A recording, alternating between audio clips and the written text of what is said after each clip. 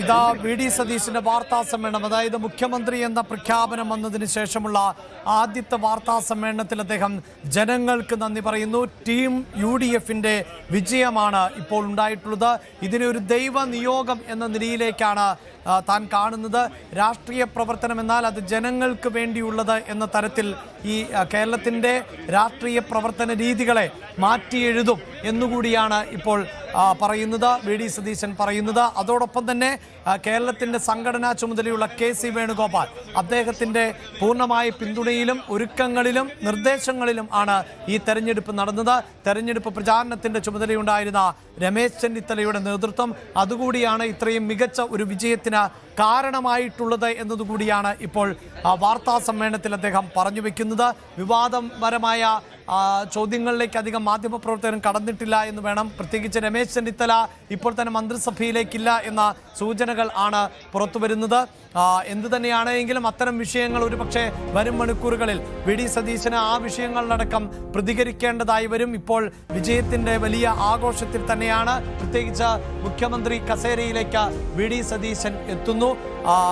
ഒപ്പം AICCയുടെ നേതൃത്വത്തിന് പിന്തുണ നൽകിയ രാഹുൽ ഗാന്ധിക്ക്, മല്ലികാർജുൻ ഖാർഗെക്ക്, ദീപാദാസ് മുൻഷിക്ക് അടക്കം നന്ദി പറഞ്ഞുകൊണ്ടാണ് വാർത്താ സമ്മേളനം അദ്ദേഹം അവസാനിപ്പിക്കുകയും ചെയ്തിട്ടുള്ളത്. വി.ഡി. സതീശനെ സംബന്ധിച്ചിടത്തോളം അദ്ദേഹം ഈ നിയോഗത്തെ ദൈവനിയോഗം എന്നാണ് സ്വയം വിശേഷിപ്പിക്കുന്നത്.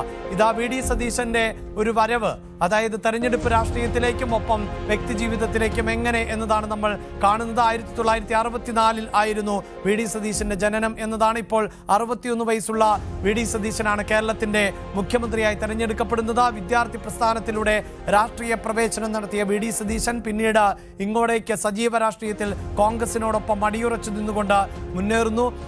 NSUവിന്റെ ദേശീയ കമ്മിറ്റി സെക്രട്ടറി സ്ഥാനം ഉൾപ്പെടെ വിദ്യാർത്ഥി സംഘടനാ നേതാവ് എന്ന നിലയിൽ നാഷണൽ സ്റ്റുഡൻസ് യൂണിയന്റെ ദേശീയ കമ്മിറ്റി സെക്രട്ടറി സ്ഥാനമടക്കം വഹിച്ചിരുന്നു എന്നതാണ് എടുത്തു പറയേണ്ടത്. അങ്ങനെ വിദ്യാർത്ഥി രാഷ്ട്രീയത്തിലൂടെ കടന്നുവന്ന വി.ഡി. സതീശൻ പിന്നീട് കോൺഗ്രസിൽ സജീവമാകുന്നു. 1996 ആയിരുന്നു വി.ഡി. സതീശന്റെ കന്നിയംഗം. പറവൂർ മണ്ഡലത്തിൽ ആയിരുന്നു. പക്ഷേ അവിടെ CPIയുടെ സ്ഥാനാർത്ഥി രാജുവിനോട് പരാജയപ്പെട്ടു എന്നതാണ്. പക്ഷേ ആ 5 വർഷങ്ങൾ അത് വീണ്ടും മണ്ഡലത്തിൽ തന്നെ അടിയുറച്ചു നിൽക്കുകയും അങ്ങനെ 2001 തെരഞ്ഞെടുപ്പിൽ തിരിച്ചുവരവ് നടത്തുകയും ചെയ്തു വി.ഡി. സതീശൻ. തോൽവിയോടെയായിരുന്നു തുടക്കമെങ്കിലും തുടങ്ങിയ ശേഷം പിന്നീട് തോൽവി അറിഞ്ഞിട്ടില്ല വി.ഡി. സതീശൻ എന്നതാണ്. 2006-ലും 2011-ലും 2016-ലും 2021-ലും നിയമസഭാ തെരഞ്ഞെടുപ്പുകളിൽ വിജയം നേടി. ഏറ്റവും ഒടുവിലിതാ ഈ കഴിഞ്ഞ നിയമസഭാ തെരഞ്ഞെടുപ്പിലും വലിയ വിജയം നേടിക്കൊണ്ടാണ് വി.ഡി. സതീശൻ ഇപ്പോൾ കേരളത്തിന്റെ മുഖ്യമന്ത്രി കസേരയിലേക്ക് എത്തുന്നത്. 2021-ലെ തെരഞ്ഞെടുപ്പ് വിജയം ആണ് പ്രതിപക്ഷ നേതാവ് എന്ന പദവി നൽകിക്കൊടുത്തത്. ആ പ്രതിപക്ഷ നേതൃസ്ഥാനത്തേക്ക് എത്തിയതോടുകൂടിയായിരുന്നു വി.ഡി. സതീശൻ സംസ്ഥാന രാഷ്ട്രീയത്തിൽ ഏറ്റവും ഉജ്ജ്വലമായ പോരാട്ടങ്ങൾ നയിച്ചത് എന്നത് തന്നെയാണ്. പ്രതിപക്ഷത്തെ ഒറ്റക്കെട്ടായി നിർത്താനും സർക്കാരിൻ്റെ പ്രവർത്തനങ്ങളെ വളരെ നിശിതമായി വിമർശിക്കാനും അതിനെ എതിർക്കാനുമൊക്കെ മുൻനിരയിലുണ്ടായിരുന്നു എന്നതുകൂടിയാണ് എടുത്തു പറയേണ്ടത്. ഒപ്പം സംവാദങ്ങൾക്കടക്കം ഈ നിയമസഭാ തെരഞ്ഞെടുപ്പിൽ മുഖ്യമന്ത്രി ഉയർത്തിയ സംവാദ വിവാദങ്ങളിൽ ഉൾപ്പെടെ നേരിട്ടുള്ള സംവാദത്തിന് പോലും താൻ ഒരുക്കമാണ് എന്ന് പറഞ്ഞുകൊണ്ട് ഏതു വിഷയത്തിലും സംവാദത്തിന് ഒരുക്കമാണ് എന്ന് പറഞ്ഞുകൊണ്ടായിരുന്നു തെരഞ്ഞെടുപ്പിനെ വി.ഡി. സതീശൻ നയിച്ചത്. അങ്ങനെയുള്ള ഒരു തെരഞ്ഞെടുപ്പിൽ ആയിരുന്നു 102 സീറ്റുകളുടെ മിന്നുന്ന വിജയം സതീശന് നേടാൻ സാധിച്ചത്. പക്ഷേ സൂചിപ്പിച്ചതുപോലെ MLA-മാരുടെ പിന്തുണയിൽ വി.ഡി. സതീശനേക്കാൾ മുന്നിലേക്ക് തെരഞ്ഞെടുപ്പിൽ മത്സരിക്കാതിരുന്ന KC വേണുഗോപാൽ എത്തിയിരുന്നു. രമേശ് ചെന്നിത്തലയും മുഖ്യമന്ത്രി പദവിയിലേക്ക് ഉയർന്നു വന്ന പേരുകൾ ആണ്. പ്രത്യേകിച്ച് സീനിയോറിറ്റി, ഭരണപരിചയം ഇതെല്ലാം രമേശ് ചെന്നിത്തലയും ഉയർത്തിക്കാണിച്ചിരുന്നു.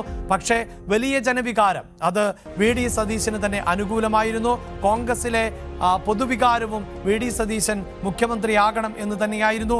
വി.ഡി. സതീശൻ എന്ന നേതാവിനെ കണ്ടുകൊണ്ടുകൂടിയാണ് UDFന് പലരും വോട്ട് ചെയ്തത്. നിഷ്പക്ഷ വോട്ടുകൾ, ചാഞ്ചാട്ട വോട്ടുകളെല്ലാം തന്നെ ഇത്തവണ വളരെ കൃത്യമായി എത്തിയത് UDF കേന്ദ്രങ്ങളിലേക്കാണ് എന്ന് ഈ തെരഞ്ഞെടുപ്പ് ഫലം മനസ്സിലാക്കുന്നു. അതോടൊപ്പം തന്നെ മത സാമുദായിക നേതാക്കളിൽ പലരും അതിശക്തമായ വിമർശനം വി ഡി സതീശന് നേരെ ഉന്നയിച്ചപ്പോൾ ആ വോട്ടുകൾ പോലും കേന്ദ്രീകരിച്ചത് UDF-ലേക്കാണ്. അതിൽ പോലും വലിയൊരു ശതമാനം വോട്ടുകൾ വി ഡി സതീശന്റെ നിലപാടുകൾക്ക് ലഭിച്ചു എന്ന് പൊതുവെ വിലയിരുത്തപ്പെടുന്ന സാഹചര്യം. തുടർച്ചയായി വെള്ളാപ്പള്ളി നടേശനെ പോലെയുള്ളവർ വി ഡി സതീശന് എതിരെ ആരോപണങ്ങളും വിമർശനങ്ങളും ഉന്നയിച്ച രാഷ്ട്രീയ ഇന്നലകളുണ്ട്. ഇപ്പോഴിതാ വി ഡി സതീശൻ മുഖ്യമന്ത്രി കസേരയിലേക്ക് എത്തുമ്പോൾ പോലും ഉണ്ടായ പ്രതികരണം NSSന്റെ ജനറൽ സെക്രട്ടറിയുടെ ഭാഗത്ത് നിന്ന് നമ്മൾ കേട്ടതാണ്. ലീഗിന്റെ സമ്മർദ്ദത്തിന് വഴങ്ങി എന്നുള്ളതാണ് ഇപ്പോൾ പറയുന്നത്. വി ഡി സതീശൻ എന്ന മുഖ്യമന്ത്രി തെരഞ്ഞെടുപ്പ് നിരാശപ്പെടുത്തുന്നത് എന്നതാണ്. നേരത്തെ വെള്ളാപ്പള്ളി നടേശനെ പോലെയുള്ളവർ പറഞ്ഞത് താൻ SNDP യോഗത്തിന്റെ ജനറൽ സെക്രട്ടറി സ്ഥാനം രാജിവെക്കും വി ഡി സതീശൻ വിജയിച്ചു കയറിയാൽ എന്നുള്ളതായിരുന്നു. ഇപ്പോഴിതാ അങ്ങനെയുള്ള വി ഡി സതീശനാണ് മുഖ്യമന്ത്രിയാകുന്നത് എന്നതുകൂടിയാണ് എടുത്തു പറയേണ്ടത്.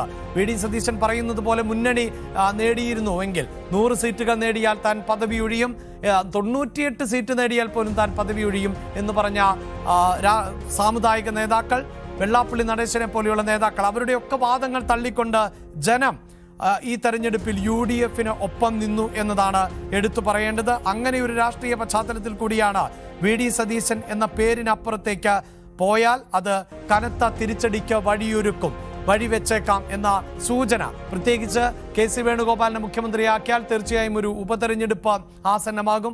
ആ ഉപതെരഞ്ഞെടുപ്പിൽ പോലും പ്രതീക്ഷിക്കുന്ന പ്രകടനം കാഴ്ചവെക്കാൻ സാധിച്ചേക്കില്ല എന്ന് സംശയമുണ്ടാകുന്നു. അങ്ങനെയൊക്കെയുള്ള പശ്ചാത്തലത്തിൽ ഒപ്പം ഘടകകക്ഷികളുടെ കൂടി നിലപാടറിഞ്ഞ ശേഷം, മുതിർന്ന നേതാക്കളുടെ കൂടി നിലപാടറിഞ്ഞ ശേഷം ആണ് ഇതിൽ നിർണായകമായ ഒരു തീരുമാനം ഇപ്പോൾ ഹൈക്കമാൻഡ് കൈക്കൊണ്ടത്. അങ്ങനെയാണ് വി ഡി സതീശൻ എന്ന പേരിലേക്ക് ഹൈക്കമാൻഡ് എത്തുകയും ചെയ്തത്. അങ്ങനെയാണ് വി ഡി സതീശൻ കേരളത്തിന്റെ മുഖ്യമന്ത്രിയാകുന്നത്. തിങ്കളാഴ്ചയാണ് സത്യപ്രതിജ്ഞ നിശ്ചയിച്ചിട്ടുള്ളത് എന്നത് ആണ് നമുക്ക് അറിയാൻ സാധിക്കുന്നത്. എന്നാൽ സത്യപ്രതിജ്ഞാ തീയതി പിന്നീട് തീരുമാനിക്കുമെന്നതായിരുന്നു വി ഡി സതീശന്റെ ഭാഗത്ത് നിന്ന് ഉണ്ടായ പ്രതികരണം.